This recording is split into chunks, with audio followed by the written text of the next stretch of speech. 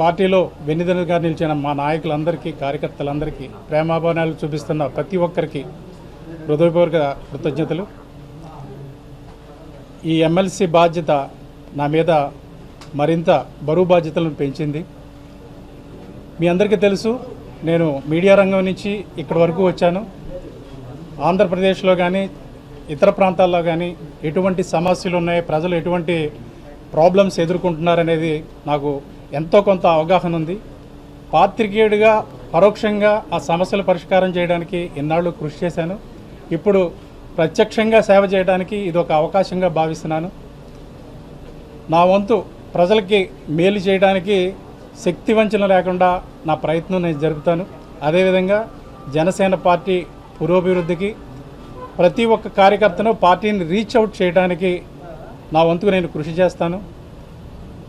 ఇంతకాలం నాతో పాటు పనిచేసిన నా పాత్రికేయ సహోదరులందరికీ, మిత్రులందరికీ కృతజ్ఞతలు తెలుపుతున్నారు.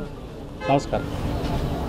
సార్ ఎమ్మెల్సీలు మీ ద్వారా జనసేన మొదటిసారి భూమి కొడుతుంది, మండలిలో ప్రవేశపెడుతున్నారు. చాలా సంతోషంగా ఉందండి. ఇది హ్యాపీ మూమెంట్.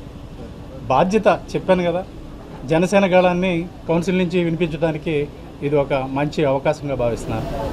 కౌన్సిల్లో చాలా అర్థవంతమైన చర్చలు జరుగుతాయని, ఇక్కడ అసెంబ్లీకి వచ్చి కొంచెం ఆవేశంగా చర్చలు జరుగుతాయి, అక్కడ అర్థవంతమైన చర్చలు జరుగుతాయి. అసెంబ్లీకి బ్రేక్ డౌన్ వేస్తూ ఉంటుంది కౌన్సిల్. మీ పాత్ర రావు. మీకు నేను చెప్పాను, పాత్రికేయుడిగా నేను చాలా కాలంగా ఈ డిబేట్స్ ఇవన్నీ అబ్జర్వ్ చేస్తున్నాను. ఈ డిబేట్స్ ఎలా జరుగుతాయి, కంటెంట్ ఎలా ప్రిపేర్ అవుతారు, ఏం మాట్లాడాలి, ఏం మాట్లాడకూడదు, సభ్య ప్రపంచానికి మనం ఏం అందజేయాలి, ఇవన్నిటి మీద అవగాహన ఉంది. కాబట్టి సభ్యత